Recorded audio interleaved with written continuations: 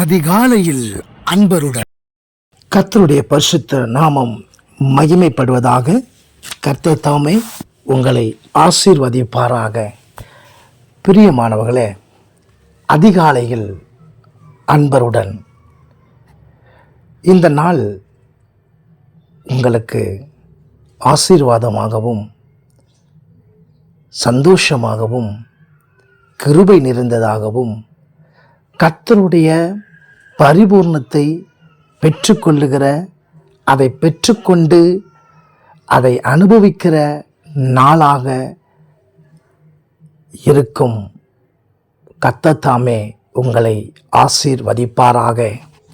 பிரியமானவர்களே, இந்த நாளில் உபாகமம் 33வது அதிகாரம் 12வது வசனத்தை நாம் கவனிக்கும் பொழுது, அங்கே கர்த்தருடைய வார்த்தை சொல்லுகிறது, கர்த்தருக்கு பிரியமானவன் அவரோடு சுகமாய் தங்கியிருப்பான், அவனை எந்நாளும் அவர் காப்பாற்றி அவன் எல்லைகளுக்குள்ளே வாசமாய் இருப்பார் என்று சொல்லப்பட்டிருக்கிறது. ஆம் பிரியமானவர்களே, தேவனுக்கு பிரியமானவன், தேவனுக்கு பிரியமானவள் அவனுடைய வாழ்க்கை எப்படி இருக்கும் என்பதை குறித்து இங்கே சொல்லப்பட்டிருக்கிறது. இதனை இன்னொரு மொழிபெயர்ப்பில் நாம் பார்க்கும் பொழுது அங்கே சொல்லப்படுகிறது, ஆண்டவரின் அன்புக்கு உரியவன் அவன் பெறுகிறதான முதல் ஆசீர்வாதம் என்ன? அவரால் அவன் பாதுகாப்புடன் வாழ்வான். இரண்டாவது அவன் பெற்றுக்கொள்வது என்ன? எக்காலமும் அவனை அவர் அரவணைத்து காப்பார் என்று. மூன்றாவது அவன் பெற்றுக்கொள்வது, அவர் தம் கரங்களுக்கு இடையே அவன் வாழ்வான் என்று சொல்லி. ஆம் பிரியமானவர்களே, கர்த்தருக்கு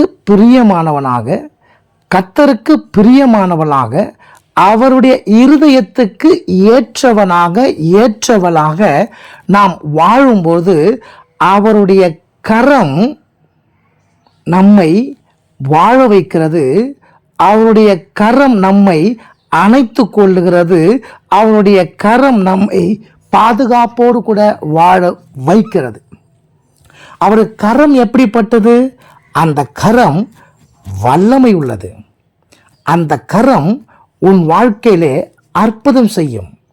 அந்த கரம் ஒரு காரியத்தை உருவாக்கக்கூடியது.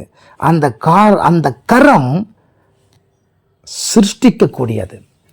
இப்படி வல்லமை உள்ள, அற்புதம் செய்யக்கூடிய, உருவாக்கக்கூடிய, சிருஷ்டிக்கக்கூடிய இந்த கர்த்தருடைய கரம் உன்னிலே, உன் குடும்பத்திலே, உன்னுடைய வியாபாரத்தில், உன்னுடைய தொழிலில், நீ செய்கிற ஒவ்வொரு காரியத்திலும் அது இருப்பதாக, அது இருந்து உனக்கு வாழ்வழித்து, உன்னை அரவணைத்து, உன்னை பாதுகாப்போடு உன்னை காத்து உன்னை ஆசீர்வதிக்கட்டும். கர்த்தருடைய ஆசீர்வாதத்தினாலே நீங்கள் ஆசீர்வதிக்கப்பட்டிருப்பீர்கள். ஆமென். God bless you.